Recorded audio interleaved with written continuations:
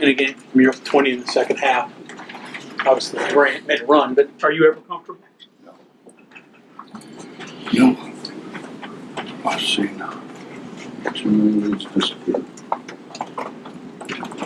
How did they chop into that one? We came out the second half and didn't play with any intensity. We come out their first basket. The guy who's going to be a top 10 pick in the draft, we back off of him with our hands down and he shoots it in. And we're shocked that he made it. Just absolutely shocked that he didn't make it. Out of bounds play where that was the senior, the first one. Senior, the second one, gives as poor an effort on an out of bounds play as we've had all year, and they make another three. And they can understand why I'm mad at them. And it just goes from there. Then you let people get confidence. I mean, you're playing high level, those are high level players. They're not, they're not, everybody that we play in Big Five conferences has high level players. And you can't let them get started, and we let them get started. And it's hard, when their perimeter guys make shots because those bigs are hard. They're a load to handle down there. We didn't put very good ball pressure on the wings. And, all bunch of freshmen trot down the floor, get caught behind. And let a senior go for a block that he had no chance to get whatsoever, so his guy could tip it in. Good penetration, did a nice job, and that guy shoot a pair ball, and we don't block out the other big, which is all the stuff that we talked about for 2 days. Pretty much everything that we talked about came to fruition.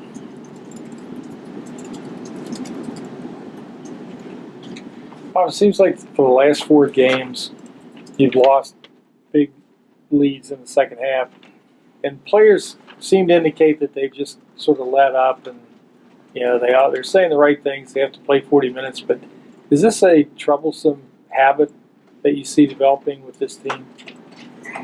I'd say that's a fair statement.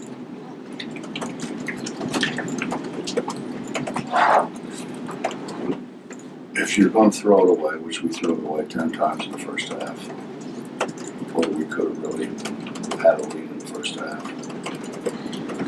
you're now going to make free throws. We're 12 for 23, I believe it was, at the foul line.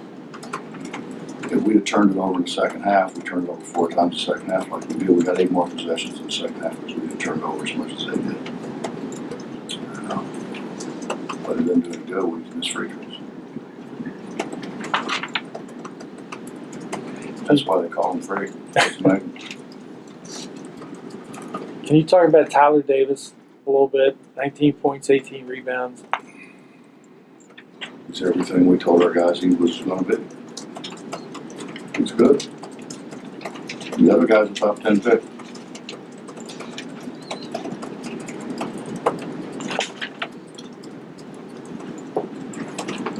Coach, people see that you forced 23 turnovers tonight and say, oh, well, the press was back, working, clicking again, but players, kind of disagreed with that. Just our efforts sucked. It absolutely sucked. That's what it came down to. JC made some effort plays in the run, ran balls down from behind. We got some guys that haven't run ball down from behind all year. And I keep, you get guys that you had in big situations over and over and over again, and you want to play them. I mean, I've made guys play freshmen instead of playing seniors that don't give the effort. Does the press need to get clicking again, or do you want to maybe explore something else possible? We're not playing who we were playing early. That's a huge part of it. We're playing high-level players now. We didn't turn Virginia over at a big clip, but we work down. Right. And that's part of it. But when you don't make them work the way we were making them work, you don't wear them down. Right. Coach, can you talk a little bit about Javon? It's 2 games in a row now. Leads the team in rebounding. Is that a good thing or a bad thing? Javon deserves all the good that he gets because he works his butt off. You don't have to worry about him putting extra time in. He does all the things that you dream that you could have a player do.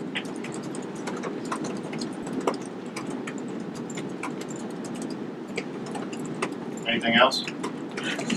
When the defensive cylinder isn't officiated the way that you were apparently told it was going to be, the way that the leagues have said they were going to be, what kind of adjustments can you make? What can you tell your defenders? I don't know. I don't know what you tell them.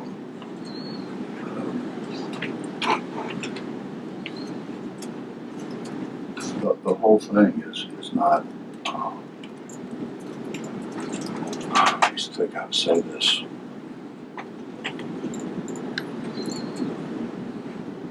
We're trying to give absolutes to a game that really doesn't have a lot of absolutes.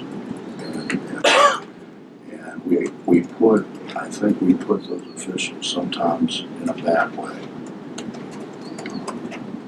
You know, if a guy's standing in a cylinder and a guy comes and jumps into him, technically it's supposed to be on the defensive player because they shouldn't be contacted in the restricted area. However, it's hard for an official to blow a whistle on a guy who just stood there.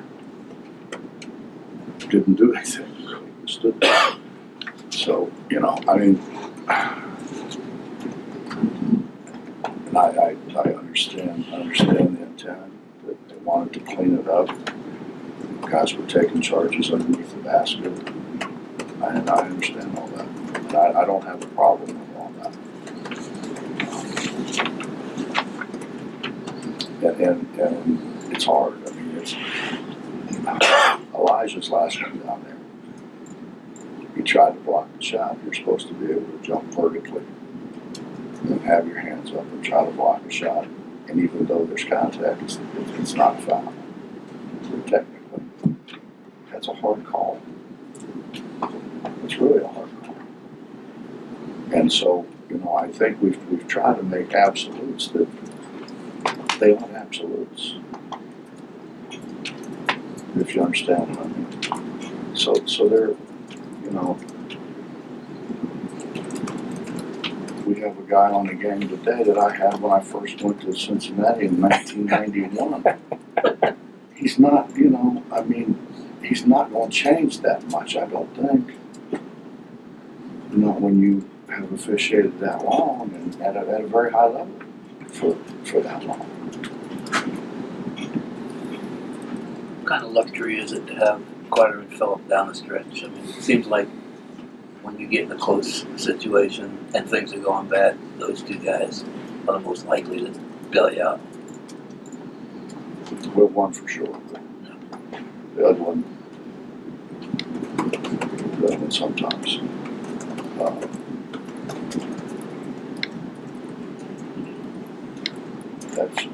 That's 3 years for both of them. Practicing every day,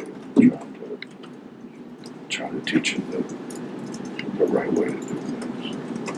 I mean, JC turned it over, but I know why he turned it over. He turned it over because he wanted to shoot the free throws because nobody else was making any. It's hard to fault him.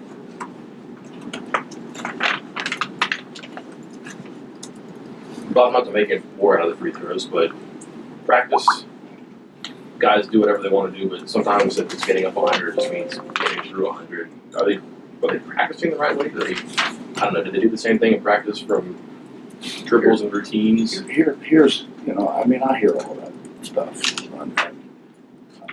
I said on the radio out there that I've gotten all these letters of all these guys that have all the solutions.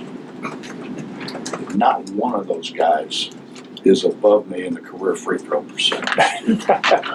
I looked in the paper today at the career free throw shooters, and the 13 guys above me, none of those guys sent a letter. So, you know, I mean, You stand out. I mean, I used to go to Carnival and win stuffed animals.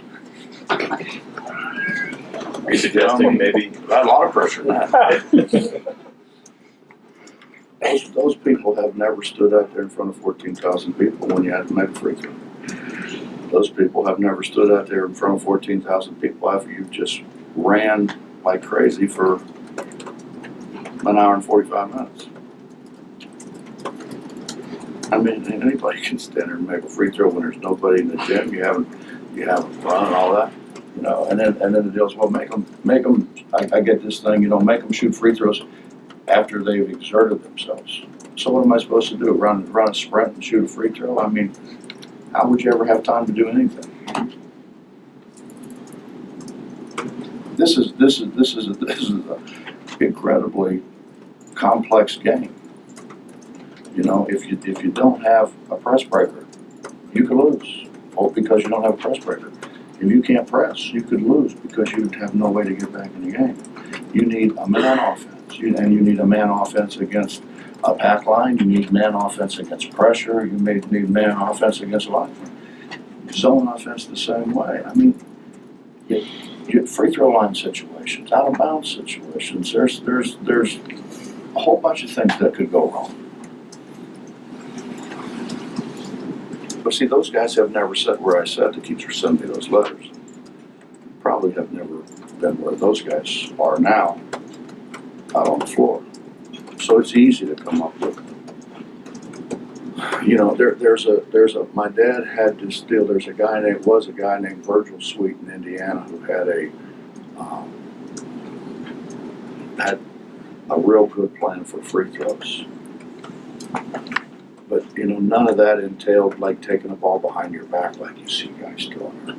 None of that entailed, you know, some guys dribble, some guys don't dribble, some guys, this was you do the same thing every single time. And he's right. Try to get those guys to do the same thing every single time. You would spend the whole practice fighting with them about doing the same thing every single time. You know, we're in an age where young people in general don't pay as much attention as they used to. We're in an age now where young people have not near the respect that we had for the police. You remember when you had respect for the principal, your teacher, your coach. You know, those were people you looked up to. Those were people you respected. Scared to death of the police. Now they're out there throwing bottles at them. I mean, it's a different time. I'm probably as demanding as most people in my business. But, and I've had great free throw shooting teams. I've had bad free throw shooting teams. So for all those people, Mike, here, send them a little note from me and just tell them, because they're probably sending you stuff too. Tell them this: you want to shoot free throws good, recruit better shooters. That's the best way. At the end of the half, you sent Peter Bolden in and he made a three. Are you ever tempted to, down the last minute of a game, minute and a half of a game like that, where you know you're gonna have to shoot free throws, to send him along into the game and make them handle the ball, or is that giving up too much? Providing they handle it and don't lose it. I mean, do you want Javon Carter with the ball instead of Beetle, or do you want Tariq Phillip with the ball? Do you want Nate Adrian with the ball? And the other thing you got to think about is, if they don't foul them and we lose the ball, You gotta play defense. we've got to play defense. Yeah. And that, you know, we really, I kind of rolled the dice at the end of the lot just because I wanted to see how Beetle would do in there. But we had that lineup at Hardman. Nate was our biggest guy. And they still had their two bigs. Anything else?